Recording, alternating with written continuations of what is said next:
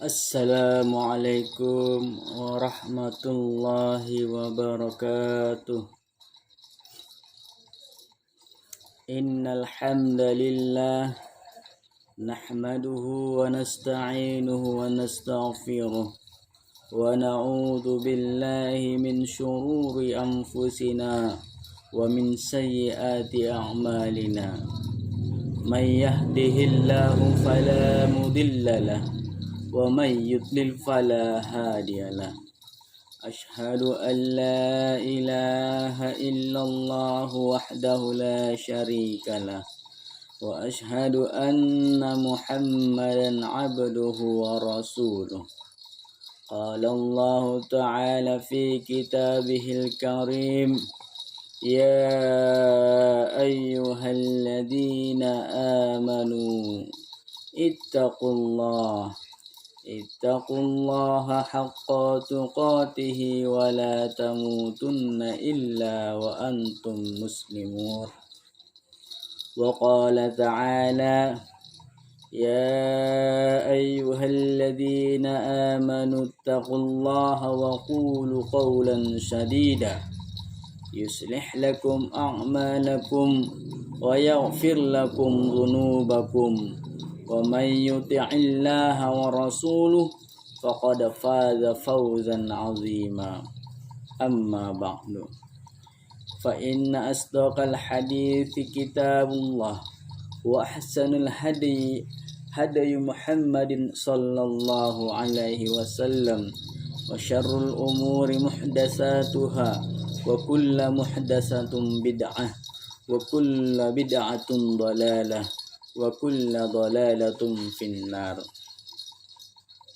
Hadirin sidang Jum'ah rahimakumullah. Saudara-saudaraku, pernahkah kita berpikir betapa banyak orang yang telah meninggal dunia selama 1 bulan ini, atau mungkin selama 1 tahun, atau bahkan setiap hari di seluruh penjuru dunia ini? Pernahkah kita, wahai saudara-saudaraku, memikirkan dalam hati kita betapa banyak manusia yang sudah meninggal? Bermiliar-miliar manusia, bahkan tidak terhingga banyaknya. Betapa mereka itu sama seperti kita, sama-sama pernah hidup dan pasti nanti akan meninggal pula. Ketetapan Allah akan terus berjalan. Ada yang lahir ke dunia ini dan sebagian lagi meninggalkan dunia ini. Suatu saat nanti kita semua pasti akan mendapatkan giliran.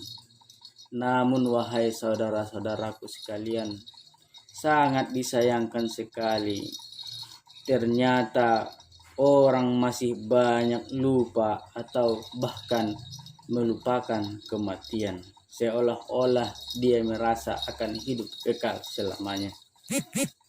Padahal dahulu, tepatnya 1400 tahun yang lalu, Nabi SAW hidup. Dia, Rasulullah SAW, sangat banyak memberikan tentang berita-berita kematian kepada para sahabat, sementara kondisi hati mereka masih hidup, masih mengingat akan kematian. Dan sementara kita, entah, mudah-mudahan masih dalam keadaan iman. Saudara-saudaraku sekalian, mengingat kematian adalah cara terbaik untuk melunakkan hati yang sudah mengeras, kurang mau tahu tentang hal haramnya, tentang ciptakannya, apa sebenarnya tujuan kita hidup di dunia ini. Oleh karena itu, Khotib ingin mengangkat sebuah judul tentang peristiwa yang sangat mengerikan, peristiwa yang mampu memutuskan seluruh kesenangan dan mengubur seluruh angan-angan manusia hidup di dunia ini.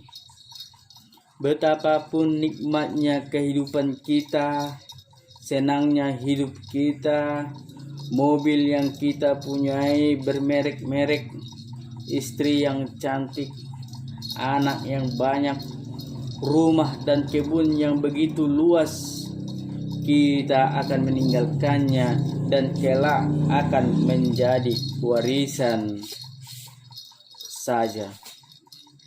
Nama kita cuma dikenang, mungkin sampai anak cucu kita, hanya sampai anak cucu kita saja. Sementara kita tidak bisa beramal lagi untuk menambah bekal-bekal kita di kehidupan akhirat yang kekal abadi. Karena kematianlah yang akan memutus kesempatan kita untuk beramal soleh, untuk berbekal di kemudian hari kelak nanti, yang mana bisa mengantarkan kita ke gerbang hisab, surgakah atau neraka. Nabi Shallallahu Alaihi Wasallam telah menasihati kita dengan nasihat-nasihat yang begitu menyentuh.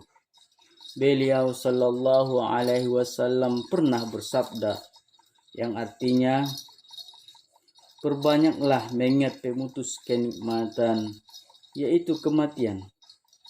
Karena kematian itu, jika diingat oleh orang yang sedang kesusahan hidupnya, maka akan bisa meringankan kesusahan, kegelisahan hidup mereka.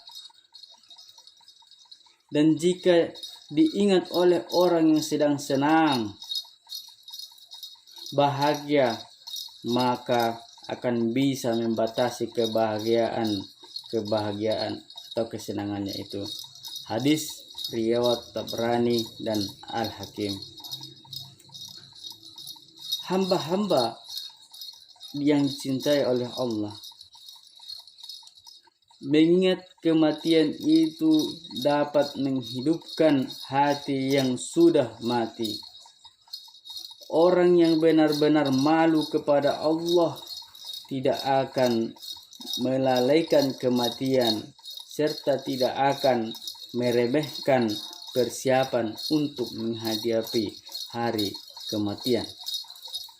Sebagaimana disebutkan dalam hadis Rasulullah Sallallahu Alaihi Wasallam yang artinya, dari Abdullah bin Mas'ud radhiyallahu anhu, dia berkata, Rasulullah Sallallahu Alaihi Wasallam pernah bersabda, hendaklah kamu benar-benar malu kepada Allah.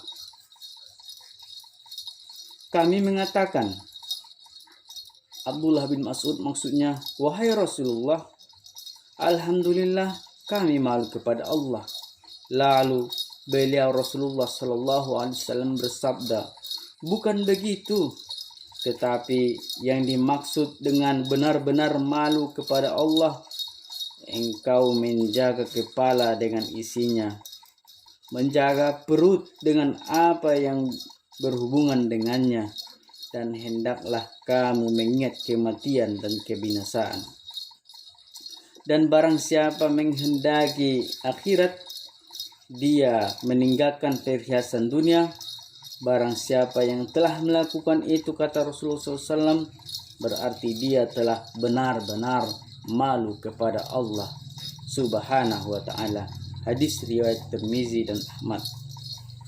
Dalam riwayat lain, Al-Bara' bin Azab radhiyallahu anhu mengatakan, ketika kami bersama Rasulullah sallallahu alaihi wasallam, tiba-tiba beliau melihat sekelompok orang, maka beliau Rasulullah sallallahu alaihi wasallam bertanya, untuk apa mereka berkumpul?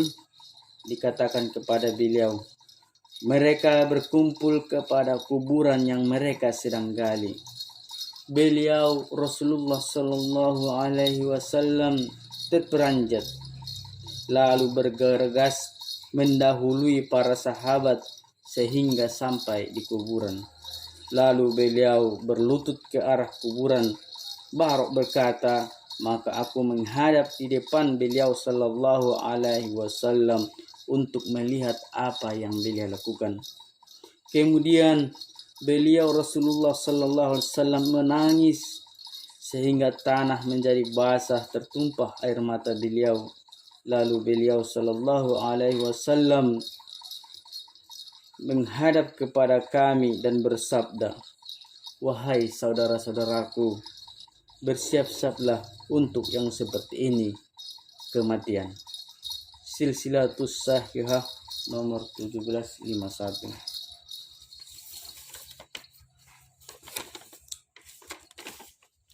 Demikian juga para salafus saleh, salaful umat terdahulu.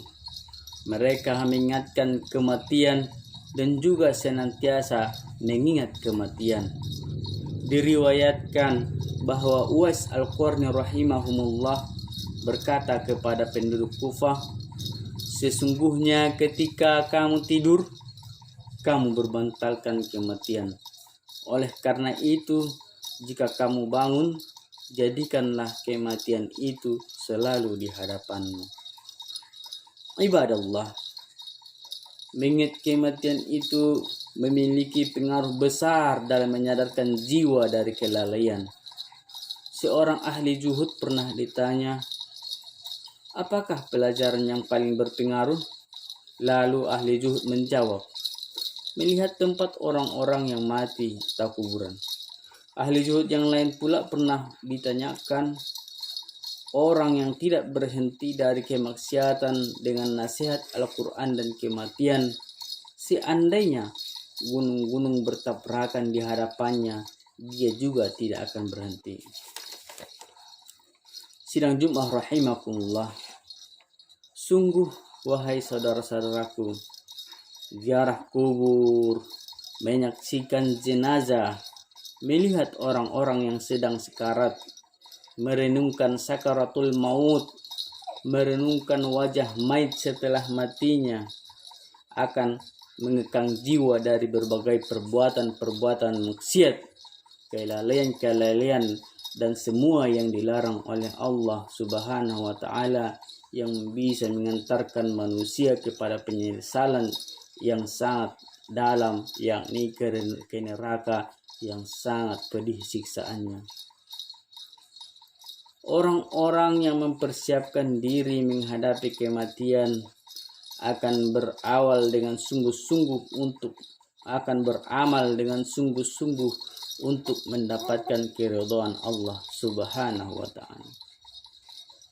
Dengan nasihat ini, khotib ingin membangunkan hati dari tidurnya, menghentikan jiwa dari bergelimang dalam kesesatan dan syahwatnya.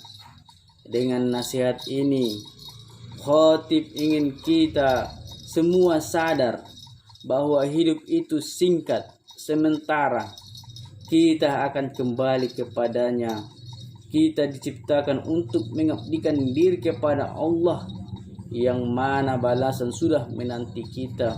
Surga yang kenikmatannya tidak pernah terlintas di pikiran kita, dan neraka yang penuh dengan azab dan siksaan yang sangat pedih. Relakah kita mengorbankan kebahagiaan yang sedikit di dunia ini demi kebahagiaan abadi yang tiada tara kelak di akhir kelak nanti? Saudara-saudaraku sekalian, orang-orang yang saleh akan mati, begitu juga dengan orang-orang jahat, pejabat, rakyat jelata, kaya, miskin, tampan, jelek, muda, tua, semua akan mati. Pemberani, penakut, semuanya juga akan mati.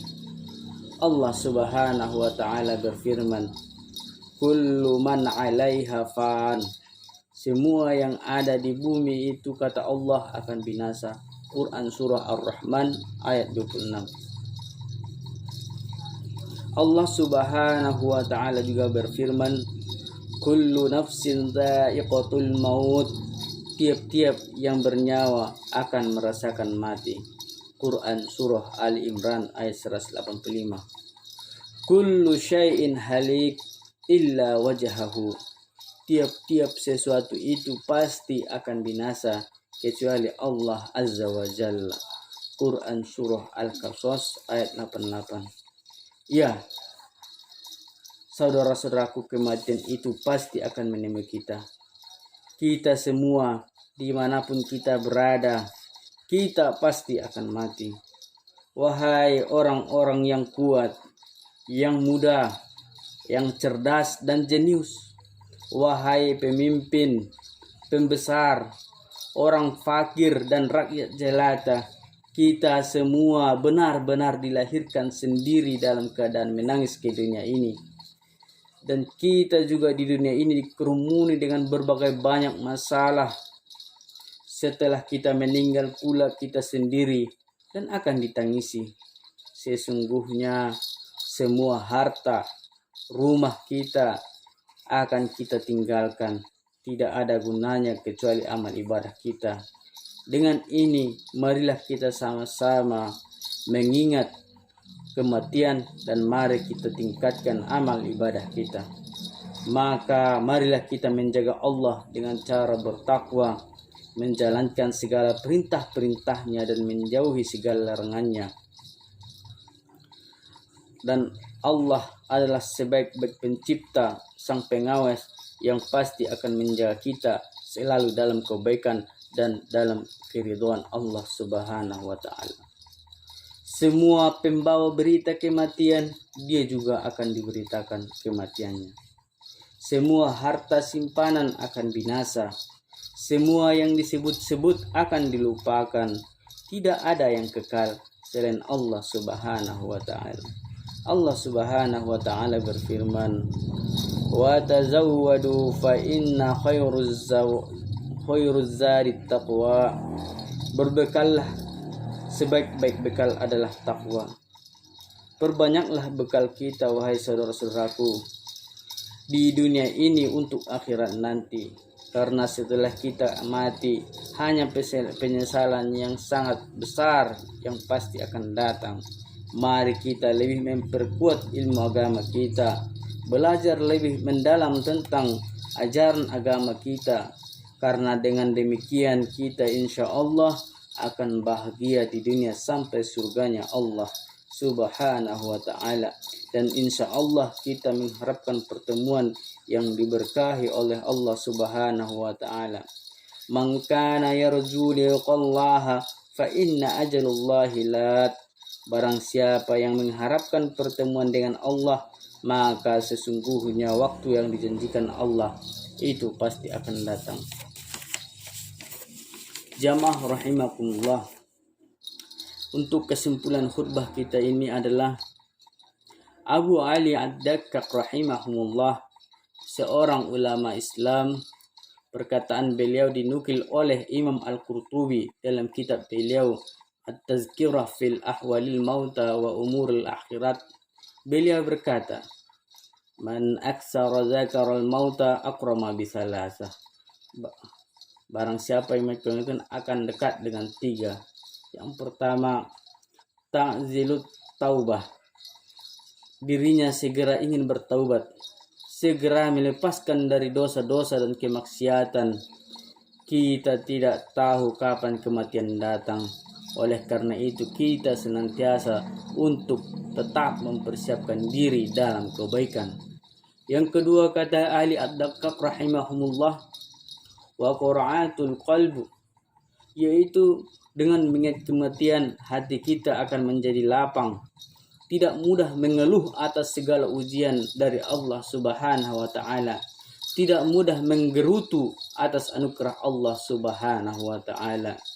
Yang ketiga adalah wan nasatu fil ibadah, yaitu memperkuat semangat beribadah kepada Allah Subhanahu wa ta'ala. Semangat bangun malam mengingat Allah karena mempersiapkan bekal untuk hari akhirat nanti. Dan ingat saudara-saudaraku sekalian, bahwa tujuan kita hidup di dunia ini adalah sebenarnya bagaimana kita bisa selamat setelah kita mati. Baik di alam barzah, baik ketika dibangkitkan, baik ketika di atas sirat, baik ketika selamat dari neraka. Itu sebenarnya tujuan hidup kita, selamat di dunia dan juga di akhirat. Rabbana atina fid dunya hasanatan wa fil akhirati hasanatan wa qina azabannar. Karena bagi kita muslim, kematian adalah awal dari segala perjalanan. Saya hanya khotib ingin mengingatkan saja dalam surah Al-Asr ayat 1-3 dan saya akan membacakan wal asr, demi masa, innal insana lafi khusr, sesungguhnya manusia itu benar-benar dalam kerugian, illal ladzina amanu, kecuali orang-orang beriman. Mudah-mudahan kita termasuk dalam 4 ini. Wa amilus solihati, dan orang-orang beramal soleh. Wa tawasau bil haqqi, dan saling nasihat menasihati dalam kebaikan. Wa tawasau bis sabar, dan saling berwasilah dalam kesabaran. Aqulu qawli hadha wa astaghfirullahi wa lakum innahu huwal ghafurur rahim.